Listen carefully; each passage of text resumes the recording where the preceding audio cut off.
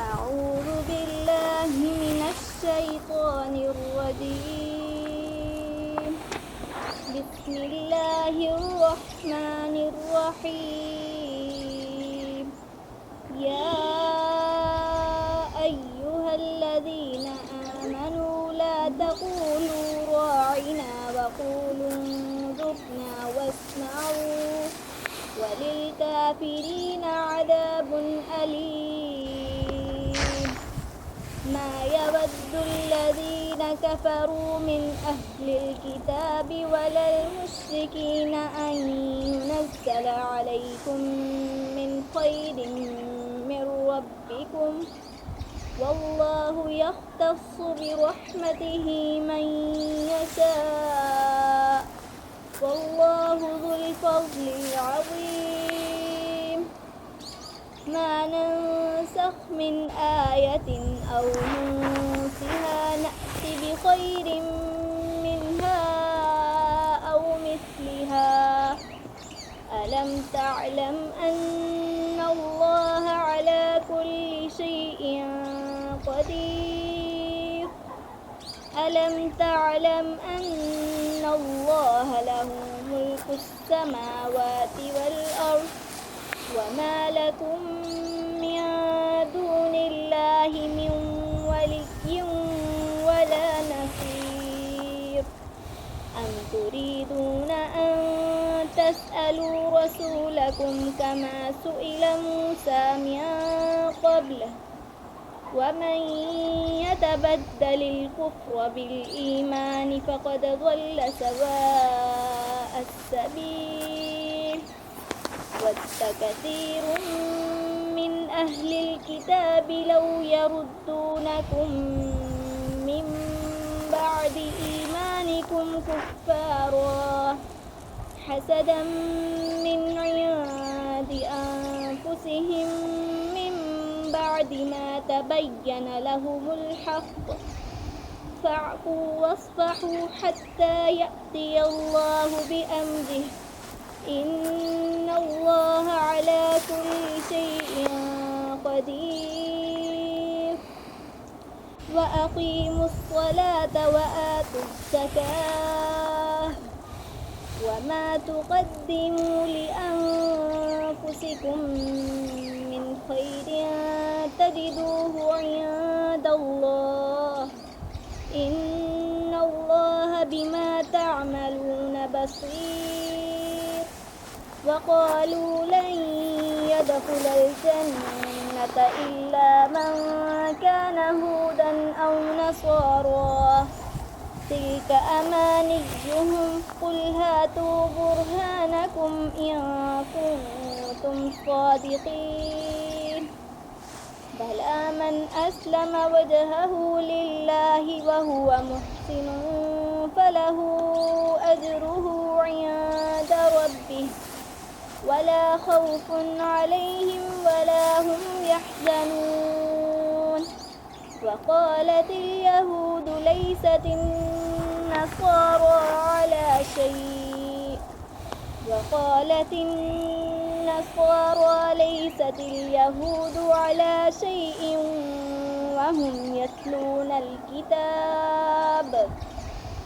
كذلك قال الذين لا يعلمون مثل قولهم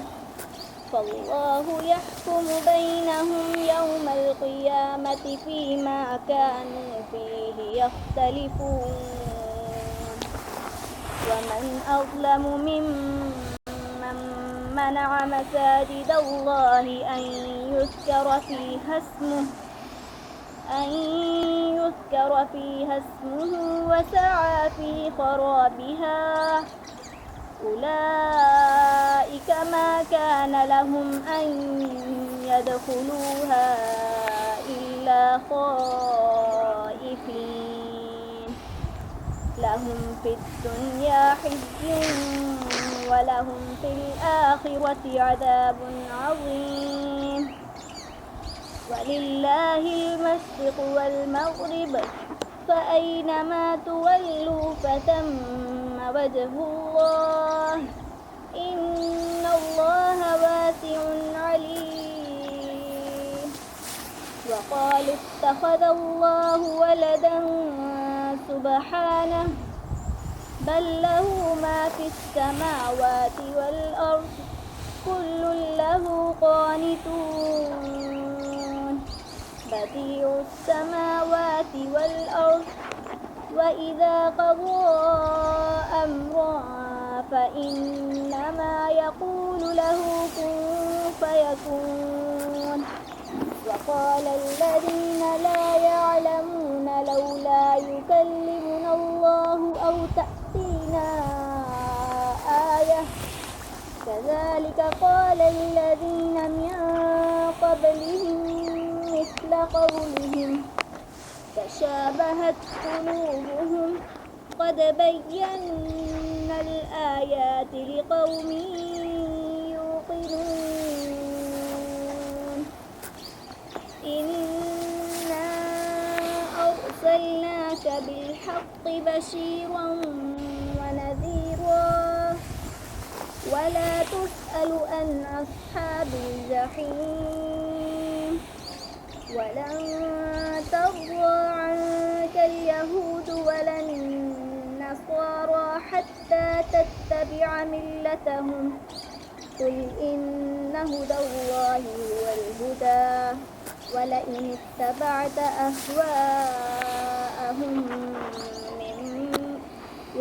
اتبعت أهواءهم بعد الذي جاءك من العلم ما لك من الله من ولي ولا نصير الذين آتيناهم الكتاب يتلونه حق تلاوته أولئك يؤمنون به ومن يكفر به فأولئك هم الخاسرون يا بني إسرائيل اذكروا نعمتي التي أنعمت عليكم وأني فضلتكم على العالمين واتقوا يوما لا تجزي نفس عن نفس شيئا ولا يقبل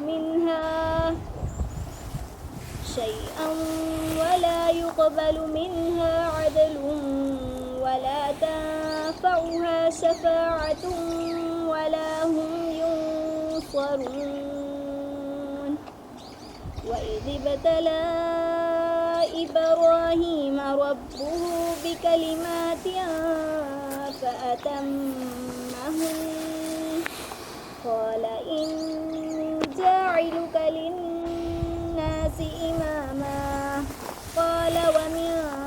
ذريتي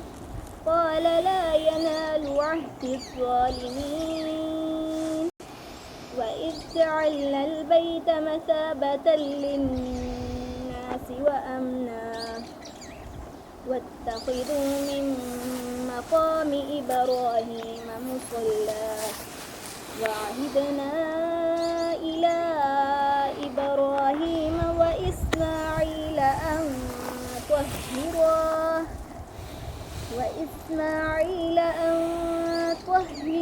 بيتي للطائفين والعاكفين والركع السجود وإذ قال إبراهيم رب اجعل هذا بلدا آمنا وارزق أهله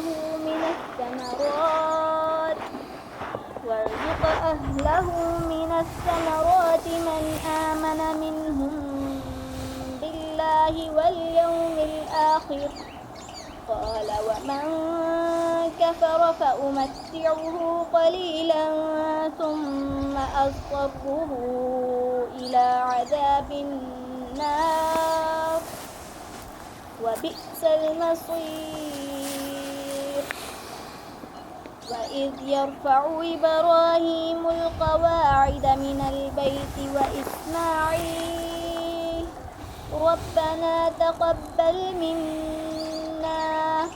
إنك أنت السميع العليم ربنا واجعلنا مسلمين لك ومن ذريتنا أمة مسلمة لك وأرنا مناسكنا وتب علينا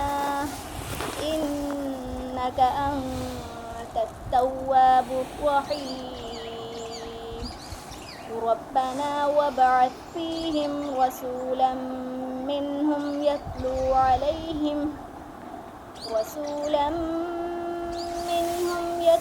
عليهم آياتك ويعلمهم الكتاب والحكمة ويزكيهم إنك أنت